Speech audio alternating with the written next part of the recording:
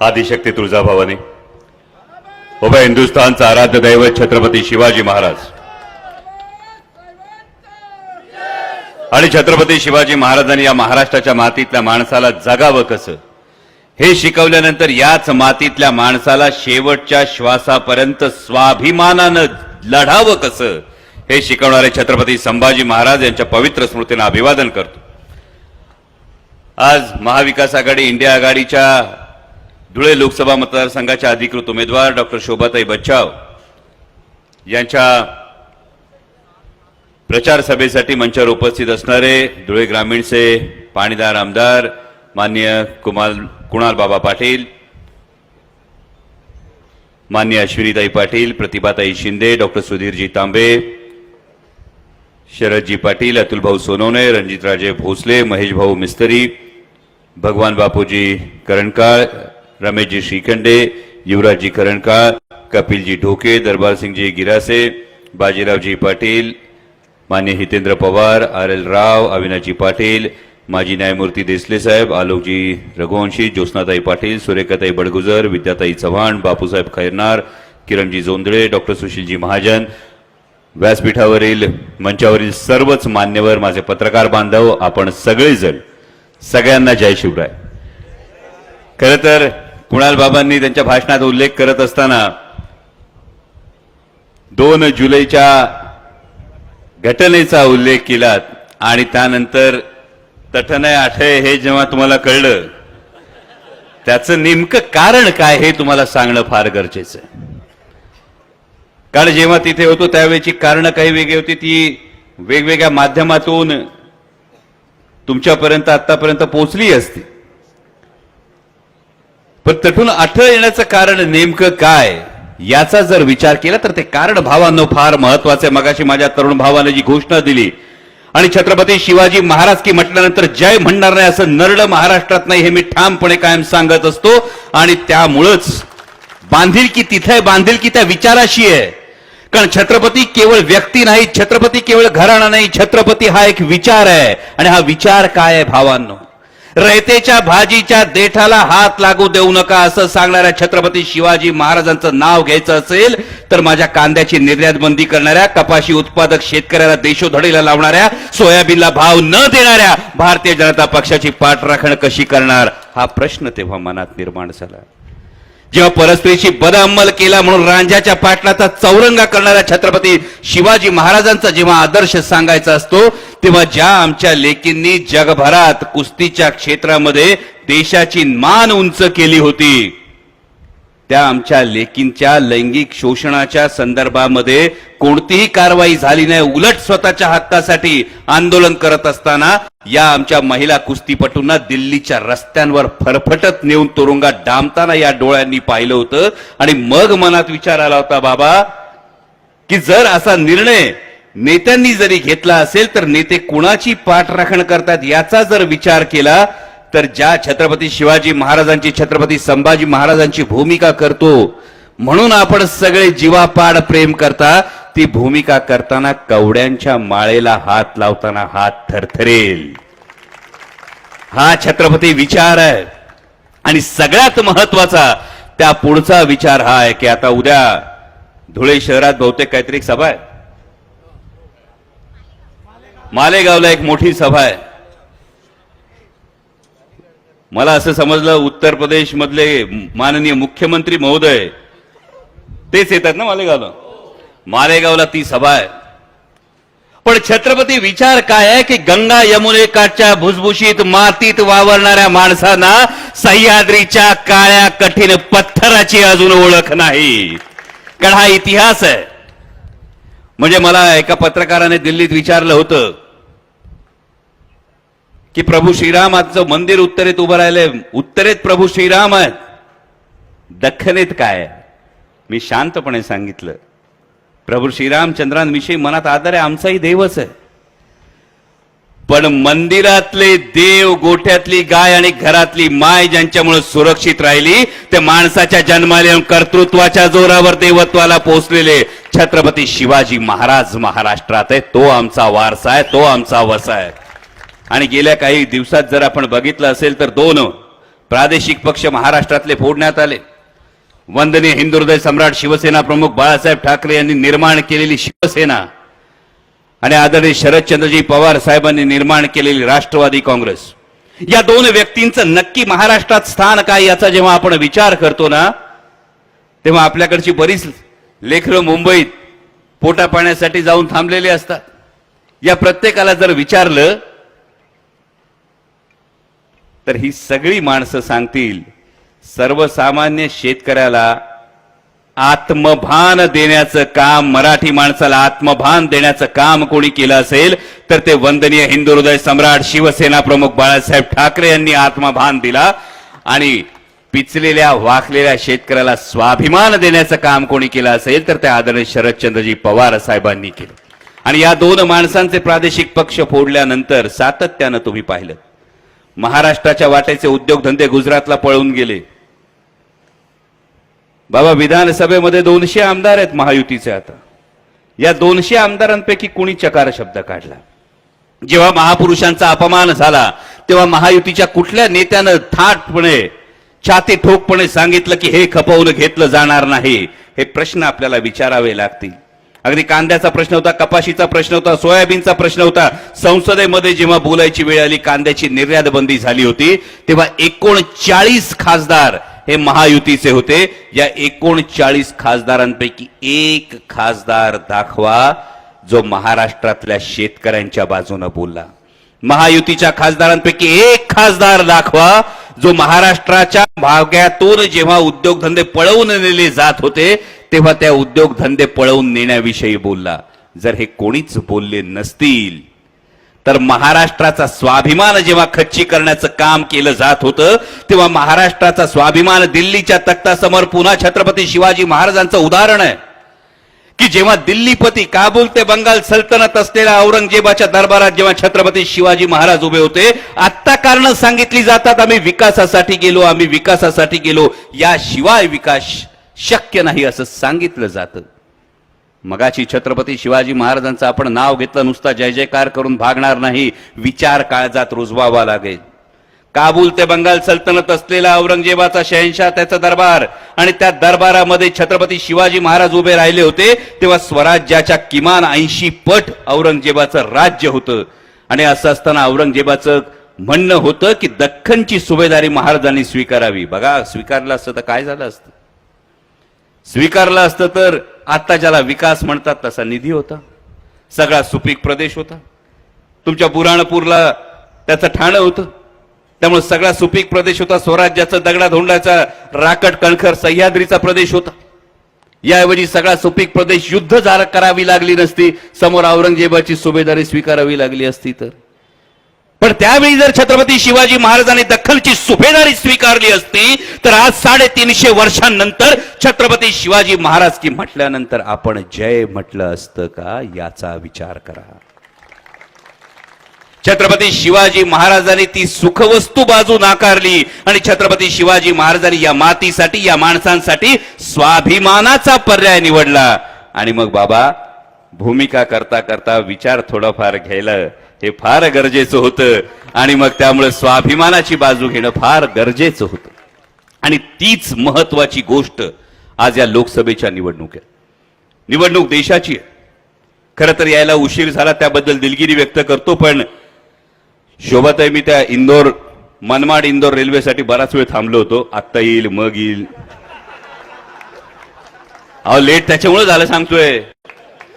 आता माननीय पंतप्रधानांनी, त्यांनी सांगितलं होतं मोदी येतो मुमकिन आहे. माननीय पंतप्रधानांनी आता उद्घाटन केल्यानंतर म्हटलं झाली असं. थांबलो म्हणून उशीर झाला, त्याबद्दल दिलगिरी व्यक्त करतो. पण आपण जेव्हा धुळे शहरामध्ये बोलतो तेव्हा शहरीकरणाच्या काही वेगळ्या समस्या आहेत, ग्रामीण भागाच्या काही वेगळ्या समस्या आहेत. पण शहरीकरणाच्या ज्या फार महत्वाच्या समस्या, या महत्वाच्या समस्यांचा विचार करत असताना नेमकं काय घडतंय? मागच्या 4 टप्प्यांमध्ये जी निवडणूक झाली, पुण्यामध्ये तुम्ही ऐकलं असेल मतदानाचा टक्का कमी आहे, शहरी भागांमध्ये मतदानाचा टक्का कमी. हे जेव्हा तुम्ही ऐकता तेव्हा याचं नेमकं कारण काय असेल याचा विचार केला जातो. आमचे काही पत्रकार बांधव घाईघाईने बातमी देतात अमोल कोल्हेंना धाकधूक. अरे अमोल कोल्हेंना धाकधूक नाही, अमोल कोल्हेंना खात्री, असं उलट आहे. कारण महत्वाची गोष्ट मतदानाला कोण आलं नाही हे जर पाहिलं असेल तर 2014 साली जो नव मतदार होता, जो 18 ते 22 या वयोगटात होता, त्याला एक क्रांतीची चिन्ह दिसत होती. जंतर मंतरला एक आंदोलन झालं होतं. या आंदोलनानंतर त्याला एक आशा निर्माण झाली होती आणि 14 साली ज्याने घाईघाईने 18 ते 22 वयोगटातला जो मतदार होता त्याने घाईघाईने जे मतदान केलं होतं ते मतदान केल्यानंतर 24 साली तो 28 ते 32 वर्षाचा झालाय. आणि 28 ते 32 वर्षाचा झाल्यानंतर जेव्हा तो आरशात बघतो तेव्हा त्याला कळून चुकलंय की 10 वर्षांपूर्वी त्याची फसगत झाली होती. या 10 वर्षात त्याला कोणताही रोजगार मिळाला नाही. या 10 वर्षामध्ये केलेली आश्वासनांची पूर्तता झाली नाही, नाहीतर आतापर्यंत धुळ्याची स्मार्ट सिटी झाली असती. देशातल्या किती शहर ही स्मार्ट सिटी झाली विचारा. मी अगदी 15 लाखापर्यंत जाणार नाही कारण त्यांनी स्वतःच सांगितलं तो चुनावी जुमला होता. पण महत्वाचा प्रश्न येतो तो 2 कोटी रोजगारांचा प्रश्न येतो, जो 2019 ला सुद्धा माननीय पंतप्रधानांनी सांगितलं होतं. म्हणजे आपण जेव्हा शहरीकरणाचा विचार करतो, आता धुळे शहरानं तुम्ही काही 5.5 वर्षांपूर्वी खरं तर शहराची महानगरपालिकेची जबाबदारी मला आल्यानंतर अनेकांनी सांगितलं. रस्त्यांचे प्रश्न आहेत, गटारचे प्रश्न आहेत, बरोबर, पाण्याचे प्रश्न आहेत. आता वॉटर मीटर गटर जबाबदारी कोणाची असते? ही महानगरपालिकेची जबाबदारी असती. तर वॉटर मीटर गटर ही जबाबदारी कुणाची असते? म्हणजे सोयीनी मत मागता येणार नाही. म्हणजे कसं होतं की वॉटर मीटर गटर ही जर भारतीय जनता पक्षानं जबाबदारी धुळे शहराची नीट पूर्ण केलेली नसेल तर आता येताना जेव्हा सांगतात घाईघाईनी उमेदवाराकडे बघू नका, असंच म्हटलं ना शोभाताई, उमेदवाराकडे बघू नका, तर अशी जबाबदारी कशी टाळता येईल? पण उमेदवाराकडे बघू नका याच्यावर एक गोष्ट आठवली. परवा आमच्याकडे एक सोयरीक जुळवायची होती. आमच्या घरातल्या लेकीची एक सोयरीक जुळवायची होती. पाहुणे आले. पाहुणे आल्यानंतर आमच्या मित्राला जो लेकीचा बाप होता त्याने विचारलं, पोरगा काय करतो? पोराच्या बापाने सांगितलं, पाहुण्यांनी म्हणजे सोयरीक जुळवणाऱ्यांनी सांगितलं पोराच्या बापाची 56 इंचाची छाती आहे. पोरीच्या बापाने विचारलं पोरगा काय करतो? सोयरीक जुळवणाऱ्यांनी सांगितलं पोराचा बाप सगळीकडे देशभर फिरतो. पोरीच्या बापाने विचारलं अरे पोरगा काय करतो? पोरीच्या बापाने सांगितलं पोराचा बाप लई मोठा माणूस आहे. पोरीच्या बापाने सोयरीक जुळवणाऱ्याला बी उठवलं आणि पोराला बी उठवलं. त्याला सांगितलं आमच्याकडे पोरगी देताना पोराचं कर्तृत्व पाहिलं जातं, पोराच्या बापाकडे पाहिलं जात नाही. ही फार महत्वाची गोष्ट भावांनो लक्षात घ्या. कारण तुम्ही देशाचा पंतप्रधान निवडत नाही, तुम्ही तुमचा खासदार निवडत असता. तुमचे खासदार देशाच्या संसदेमध्ये तुमचे प्रश्न किती हिरहिरीनं मांडतात, त्या संदर्भातल्या योजना किती महत्वाच्या आणतात, त्या संदर्भातले मोठे प्रकल्प किती आणतात, याच्याशी तुमची बांधिलकी असली पाहिजे. ही गोष्ट लक्षात ठेवा. कारण आपली अडचण झाली का माहितीये, आता आमच्या वेळी तर बाबा नागरिक शास्त्र 20 मार्काचं होतं, बरोबर, ते पण इतिहासाच्या पुस्तकावर जोडून जायचं म्हणून आम्ही आपलं यायला चालायचं आमचं. आता तर काहीतरी 8 मार्काचं झालंय म्हणे.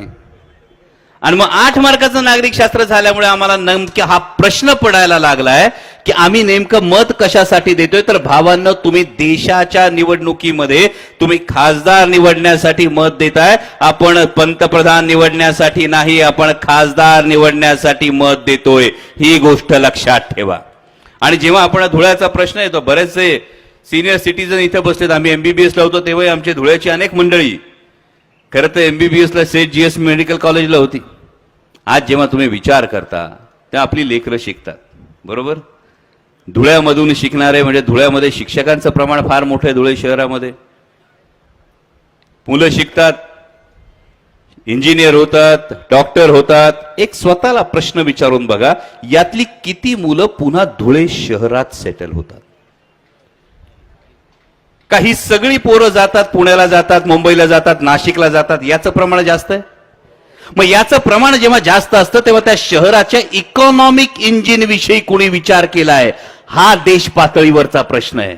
शहरीकरणाची समस्या या स्थलांतराने सुटत नाही, त्याच्या इकॉनॉमिक इंजिन डेव्हलप करण्याने सुटते. हे इकॉनॉमिक इंजिन काय असतं? कारण हे दडपण तुमच्याच पोरांवर येतं. कारण पोरं 24-25व्या वर्षी बाहेर पडतात, 25व्या वर्षी बाहेर पडल्यानंतर 30व्या वर्षी कुठेतरी सेटल होत असतात, 40व्या वर्षी आईबाप थकतात, 40व्या वर्षी आईबाप थकल्यानंतर पोरांना आईबाप विचारतात आता काय करायचंय. पोरग सांगते पुण्यात फ्लॅट घेतलाय, नाशिकमध्ये फ्लॅट घेतलाय, त्याचेच हप्ते अजून निघाणार. खरं आहे की खोटं आहे. आणि मग तुमच्याच पोराच्या मनावर एक दडपण आलेलं असतं की जो तिथला स्थानिक तरुण असतो, त्या स्थानिक तरुणाला मात्र त्या हप्त्यांचा प्रश्न पडत नसतो. आणि कुठंतरी एवढं टॅलेंट घेऊन मला माझं भविष्य काढण्यासाठी मी जेव्हा बाहेर आलोय, मी बाहेर आल्यानंतर रेसमध्ये मला माझ्या हप्त्यांचा हा फार मोठा लोड आहे, पगाराचा बराचसा भाग हा हप्त्यामध्येच जातोय, मग खर्चाची ओढाताण होतीये, आणि मग कुठंतरी माझं आर्थिक स्थैर्य कुठं हा तुमच्याच पोराच्या मनात ऐन 40शीत निर्माण होणारा प्रश्न असतो. या प्रश्नासाठी तुम्ही आत्ता मतदान करता, ही गोष्ट लक्षात ठेवा. कारण हे जर इकॉनॉमिक इंजिन, जेव्हा दिल्ली मुंबई इकॉनॉमिक कॉरिडॉर आहे, हा इकॉनॉमिक कॉरिडॉरची जी सेकंड फेज इकडे येणार होती, ही सेकंड फेजच्या संदर्भात जर पाठपुरावा योग्य पद्धतीने झाला असता, जर धुळे शहराला इकॉनॉमिक इंजिन काय आहे याची जर गाईडलाईन ही स्पष्ट झाली असती, तर उद्या तुम्हाला रोजगारासाठी बाहेर जाण्याची वेळ येत नाही. तुम्हाला याच ठिकाणी रोजगार तयार होतो, इथं इकॉनॉमिक इंजिन तयार होतं. आणि जेव्हा हे स्थलांतर थांबतं, हे अंतर्गत स्थलांतर, राज्यांतर्गत जेव्हा स्थलांतर थांबतं, तेव्हा सामाजिक समतोल एक तयार होतो. आता धुळे शहरामध्ये फ्लॅट संस्कृती वाढायला लागली, बरोबर. ग्रामीण भागातून लोक येत आहेत, फ्लॅट घेत आहेत. आता दोन पर्याय देतो तुम्हाला. एक पर्याय असा आहे की धुळे शहरात एक फ्लॅट मिळतोय, चांगला फ्लॅट आहे, सिरॅमिक टाईल्स वगैरे लावल्यात, चांगला देवारा बिवारा आहे, व्यवस्थित एकदम फ्लॅट आहे, नाही पाणी बिणी आहे, काय मावशी काळजी करू नका, पाणी आहे, जरी 8 दिवसांनी असलं तरी सुद्धा टाकी लावली बिल्डिंगला, पाणी आहे. आणि त्याच वेळी दुसरा फ्लॅट आहे, त्याच किमतीत मिळणारा दुसरा फ्लॅट आहे, ज्या फ्लॅटमध्ये इटालियन मार्बल आहे, चकाचक मॉड्युलर किचन आहे, पाणी तेवढंच आहे. एकाच किमतीत दोन्ही फ्लॅट असतील, तर पहिला फ्लॅट घ्याल का दुसरा फ्लॅट घ्याल? हा, नक्की इटालियन मार्बलवाला घेणार. फक्त एक कंडिशन सांगायची विसरलो. एक अट अशी आहे की जो इटालियन मार्बलवाला फ्लॅट आहे, म्हणजे जो पहिला सिरामिक टाईल्सवाला फ्लॅट आहे, तिथं तुमच्या पोरा बाळांना खेळायला सुरक्षित जागा आहे. आणि जो इटालियन मार्बलवाला फ्लॅट आहे, तिथं तुमची पोरं बाळं खेळत असताना कधी दगड येऊ शकतो, कधी काचेच्या बाटल्या येऊ शकतात. आता कुठला फ्लॅट घ्या? पहिला. मग भावानो, आता छातीवर हात ठेवा आणि सांगा, जर माझा फ्लॅट घेत असताना मी विचार करत असेल जो माझ्या लेकरां बाळांसाठी सुरक्षित आहे, तो फ्लॅट मी घेणार, तर मग देश कुठला पाहिजे याचा विचार करा. जेव्हा देहाकडून देवाकडे जायचं असतं तेव्हा मध्ये देश लागतो, स्वातंत्र्यवीर सावरकरांनी लिहून ठेवलंय. त्याच पद्धतीने जेव्हा घराचा विचार करतो तेव्हा जर सुरक्षेचा विचार करत असाल, तर देशाचा विचार करताना का सुरक्षेचा विचार होत नाही? आज विचार करा. माननीय पंतप्रधान जेव्हा बोलायला सुरुवात झाली, भाषणांची सुरुवात झाली, ही भाषणं होत असताना एकामागून एक भाषणांची पद्धत बदलली गेली. आधी विचारलं 70 वर्षात काँग्रेसने काय केलं, नंतर कळलं अरे पोलिओ पासून बीसीजी पर्यंत आपण कोविडच्या नावाने मतं मागतोय. पोलिओ पासून बीसीजी पासून डीपीटी पासून सगळ्या लसी काँग्रेसच्या काळात मिळाल्यात. त्यानंतर माननीय पंतप्रधानांनी सांगितलं आम्ही काय विकास केला. माननीय पंतप्रधानांनी जेव्हा विकास केला, इथं आता त्यांनी सांगितलं फार मोठं इन्फ्रास्ट्रक्चर उभं झालं. शिक्षक कोणी आहे तिकडं गणिताचे वगैरे? शिक्षकी पेशातला कोण आहे? सगळे सुशिक्षित आहेत, सगळे हुशार आहेत. इंजिनियर कोणी आहेत? पटकन मला 5 मिनिटात एक आकडा फक्त लिहून दाखवा. एक आकडा लिहून दाखवा मला. एक चॅलेंज, ओपन चॅलेंज. एक आकडा लिहून दाखवा. कोण घेते चॅलेंज? फक्त एकच आकडा सांगतोय, तेवढा आकडा लिहून दाखवायचा आहे. तयार? रेडी? लिहा आकडा. 205 लाख कोटी.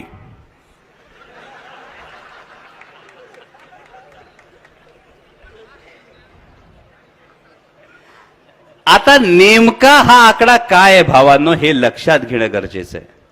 जेव्हा तुम्हाला विकासाची स्वप्न दाखवली जातात, जेव्हा तुम्हाला इन्फ्रास्ट्रक्चरच्या गोष्टी सांगितल्या जातात, जेव्हा तुमच्या कानी कपाळी हे ओरडलं जातं की 70 वर्षात काँग्रेसने काय केलं, तेव्हा 205 लाख कोटी हा आकडा फार महत्वाचा पडतो.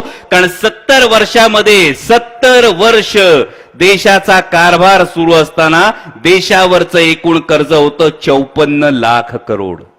आणि मागच्या 10 वर्षात आज देशाचं वरचं कर्ज आहे 205 लाख करोड.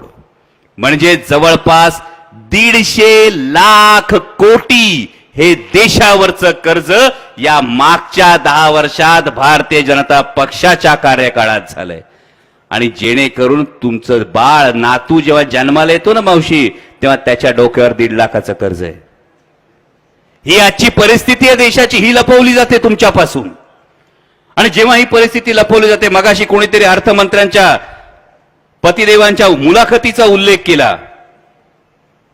जे सांगतात ते खरं आहे, कारण ही देशासमोरची परिस्थिती. आता आपली पोरं फ्लॅट घेतात बरोबर, EMI भरतात बरोबर. जर पोरांनी उद्या काका येऊन सांगितलं तुम्हाला, दादा फ्लॅट घेतलाय, नवीन लय भारी फ्लॅट घेतलाय, पण फ्लॅट घेतल्यानंतर जेवढा पगार येतो त्यातले 80% पैसे फक्त EMI द्यायला जातात, पोराचं कौतुक कराल का? कौतुक कराल का पायतान काढाल? जर पोरांनी येऊन सांगितलं बाबा मी लय भारी फ्लॅट घेतला आणि त्याच्यामध्ये 80% जे काय माझा पगार येतो तो सगळ्याच्या सगळा फक्त त्याच्यामध्येच जातो EMI देण्यामध्ये, अशा पोराचं कौतुक कराल का पायतान काढाल?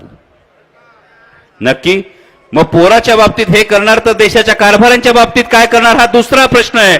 कारण 205 लाख कोटी हे जे कर्ज आहे हे देशाच्या एकूण सकल उत्पादनाच्या 80% आहे. हे अत्यंत धोकादायक आपल्या देशाच्या दृष्टीनं, भविष्याच्या दृष्टीनं. मुद्दाम तुम्ही सिव्हिक सोसायटीचे अनेक जण इथे बसलेले आहात, तुमच्या समोर जबाबदारीनं सांगतोय, देशाचं जे सकल उत्पादन आहे त्याच्या 81% हे देशावरचं कर्ज आहे. आणि म्हणून देशाच्या अर्थमंत्र्यांच्या पतिदेवांना हे सांगावं लागतं की देशाची अर्थव्यवस्था तुम्हाला सांगितलं जातं 5व्या स्थानावर आहे, बरोबर. एक फार सोपी गोष्ट, ही 4 माणसं इथं बसलीत, हे जेव्हा जेव्हा सांगितलं तर सगळ्याची उत्तर आहेत. ही 4 माणसे चौघांच्या खिशामध्ये जर 1000 रुपये, तर किती रुपये झाले? 4000. स्टेजवर जर ही 40 माणसं बसलीत, या प्रत्येकाच्या खिशामध्ये 500 रुपये आहेत, किती रुपये झाले? 20,000. आता मला सांगा परिस्थिती जास्त चांगली कोणाची? ज्याच्या खिशात 1000 रुपये त्याची का ज्याच्या खिशात 500 रुपये त्याची? ज्याच्या खिशात 1000 त्याची, बरोबर आहे. मग देशाची अर्थव्यवस्था 5व्या स्थानावर जाते. तेव्हा देश हा जगातली सर्वाधिक लोकसंख्या असणारा देश आहे, त्यामुळे ही कलेक्टिव्ह संपत्ती मानली जाते. पर कॅपिटा इन्कम ज्याला म्हणतात, दरडोई देशाचं उत्पन्न किती याविषयी बोललं जात नाही. ही डोळ्यात आपल्या धूळ ही फेकली जाते. ही गोष्ट भावांनो लक्षात ठेवा. आणि हे सगळं जेव्हा लोकांना कळायला लागलं तेव्हा माननीय पंतप्रधानांची भाषणं बदलायला लागली. मग माननीय पंतप्रधानांनी कुठेतरी धार्मिक तेढ वाढण्याची भाषणं करायला सुरुवात केली, बरोबर. मी काल बागलांच्या सभेत एक घोषणा दिली, आज त्यांच्या सभेत घोषणा दिली जाते, उद्याही घोषणा दिली जाईल. माझ्याबरोबर आपणही घोषणा द्या, जय श्रीराम. देव आपला पण आहे, कुणाची मक्तेदारी नाही. जय श्रीराम, भारत माता की. आता मला सांगा सिलेंडरचे भाव किती खाली आले? नाही ताई, परत म्हणा, भारत माता की. आता सांगा सिलेंडरचे भाव किती कमी? प्रश्न हा आहे भावांनो. जय श्रीराम आणि भारत माता की जय हा आमचा श्रद्धेचा विषय आहे. पण या श्रद्धेच्या विषयाने जर आमचे सिलेंडरचे भाव खाली येणार नसतील, जर आमच्या तरुणांना रोजगार मिळत नसेल, तर फक्त पोकळ घोषणांचा आमच्यासाठी काहीही उपयोग होणार नाही, हे ठणकावून सांगायची वेळ आलेली आहे. आणि जेव्हा सांगितलं जाईल उद्याच्या सभेतही काही विधानं केली जातील, तेव्हा एक गोष्ट नक्की लक्षात ठेवा. मी कोणत्या जातीत जन्माला आलो, कोणत्या धर्मात जन्माला आलो, कोणत्या पंथात जन्माला आलो, कोणत्या प्रांतात जन्माला आलो. म्हणजे आता समजा इथं तुम्ही धुळ्यात जन्माला आले, बरोबर. जन्म कुठला? धुळ्याचा ना. किती मिळाले होते एंट्रन्स मध्ये मार्क? एंट्रन्स दिली असेल ना धुळ्यात जन्माला घाल म्हणून? नाही दिली. बर मग या घरात जन्माला घाल म्हणून एंट्रन्स दिली, ती बी नाही दिली. या जातीत जन्माला घाल म्हणून एंट्रन्स दिली, ती बी नाही दिली. या धर्मात जन्माला घाल म्हणून एंट्रन्स दिली, ती बी नाही दिली. मग ज्या गोष्टीमध्ये माझं कर्तृत्वच नाही त्या गोष्टीचा न्यूनगंड किंवा अहंकार बाळगण्याचं कारण काय, हा रोकडा सवाल आपल्या समोर येतो. विचार करा, दोन मित्र होते, एक हिंदू मित्र होता, एक मुसलमान मित्र होता.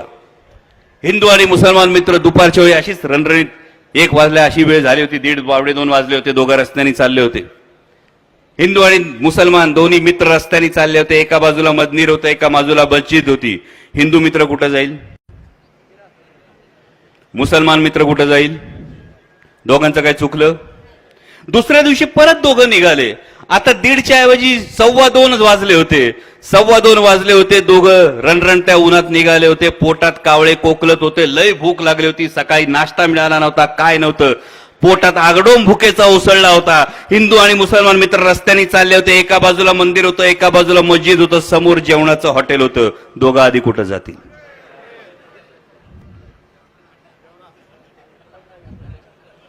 उद्याच्या सभेनंतर हीच गोष्ट लक्षात ठेवा. पोटातल्या आगीला आणि ती आग विझवण्यासाठी लागणाऱ्या भाकरीला जात ठाऊक नसती, धर्म ठाऊक नसतो. ही गोष्ट आधी लक्षात ठेवा. आणि जेव्हा या गोष्टीवरून आपल्याला विभागलं जातं, जेव्हा या गोष्टीवरून आपल्या डोक्यामध्ये राख घालून टाकली जाते, तेव्हा लक्षात ठेवा, खांद्यावर एक डोकं आहे आणि त्या डोक्यामध्ये सारासार विचार करणारी एक विवेक बुद्धी ही आपली असली पाहिजे. आणि ही जी विकासाची भाषा आहे, हा जो शांततेचा संदेश आहे, हा जो सौहार्दाचा संदेश आहे. कारण तुम्ही हिंदू असावा मुसलमान, मी देशाच्या संसदेत सुद्धा सांगितलं होतं, तुम रहो न रहो, मैं रहू न रहू, ये देश रहना चाहिए. त्यामुळे देश हा सर्वात जास्त महत्वाचा भाग आहे. ही गोष्ट आपल्याला लक्षात ठेवावी लागेल. आणि म्हणूनच 20 तारखेला मतदानाला जात असताना मी कांद्याविषयी फार आज बोललो नाही, काल बागलांना बोलून झालंय. कारण कांद्यांनी भारतीय जनता पक्षाचे वांदे केलेत हे सगळ्यांना कळले. म्हणजे काल बागलांना पण सांगितलं, भाव नाही कांद्याले, कांद्याले भाव नाही, मोदीला मत नाही. हे तुम्ही सगळ्यांनी ठरवलेलं आहे. पण आता शहरी भागानं सुद्धा हे ठरवावं लागेल देशाच्या भवितव्यासाठी. माननीय पंतप्रधानांनी जे सांगितलं तेव्हा देशाचे पंतप्रधान आहेत, त्यामुळे त्यांच्या काही गोष्टी ऐकल्या पाहिजेत. फार जबाबदारीनं काँग्रेसच्या उमेदवारांच्या सभेत उभं राहून मी सांगतोय, माननीय पंतप्रधानांच्या काका काही गोष्टी जरूर आहे का, मावशी विसरू नका. माननीय पंतप्रधानांनी 2014ला भाषण केलं होतं, भाषण काढून बघा, क्लिप बघा. माननीय पंतप्रधानांनी सांगितलं होतं, मतदानाला जाताना गॅस सिलेंडरला नमस्कार करून जा. माननीय देशाचे पंतप्रधान ऐकलं तर पाहिजे आपण.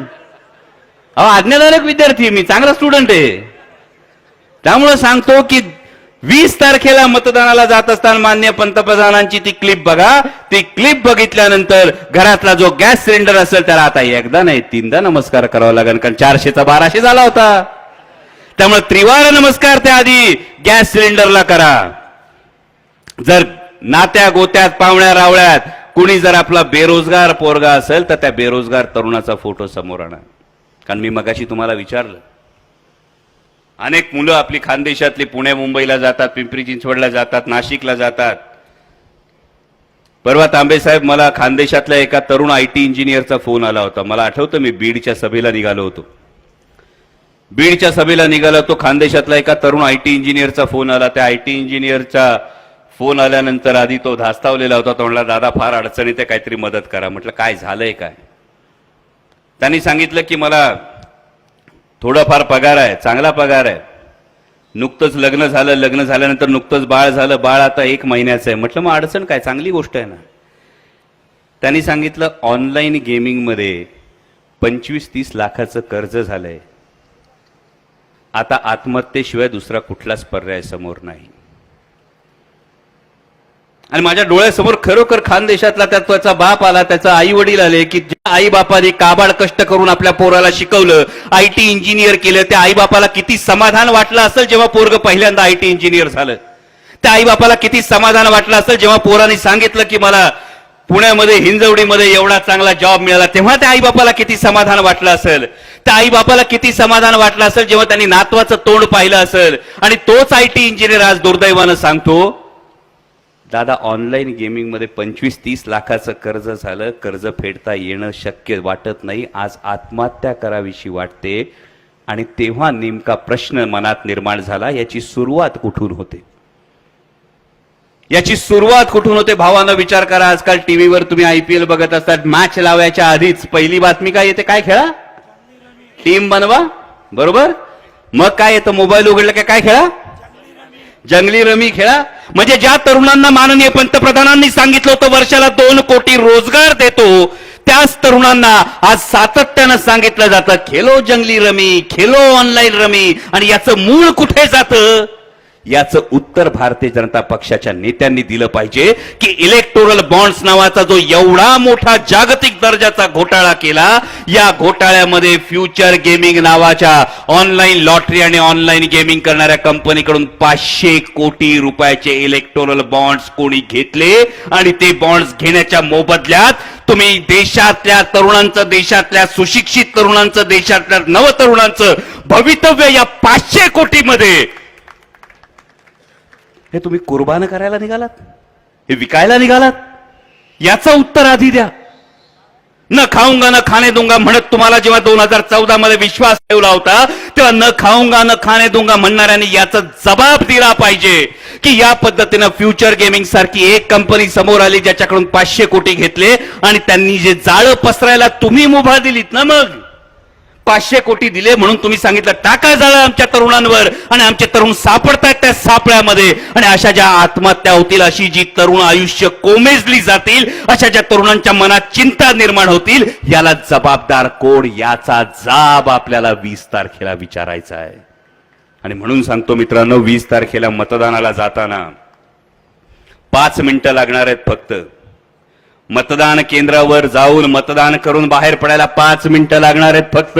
पण ही 5 मिनिटं ठरवणार आहेत 5 वर्ष, पुढची 5 वर्ष तुमचा देश कुणाच्या हातात असणार आहे, ही 5 मिनिटं ठरवणार आहेत. आणि म्हणून या 5 मिनिटात तो चकदे सिनेमातला डायलॉग होता ना, वो 70 मिनिट, तसा वो सिर्फ 5 मिनिट.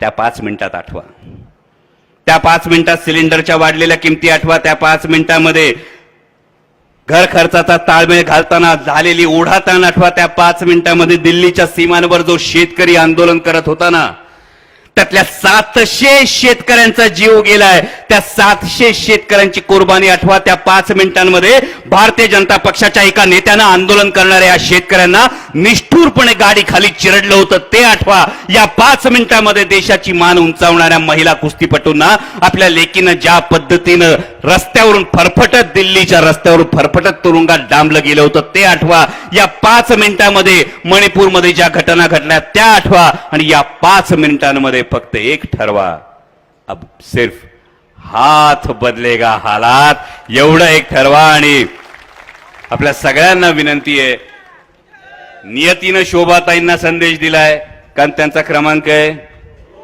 नियतीने आपल्याला सांगितलं विक्ट्री आहे, त्यामुळे 2 क्रमांकावर शोभाताईंच्या नावासमोरचा हाताचा पंजा या चिन्हासमोरचा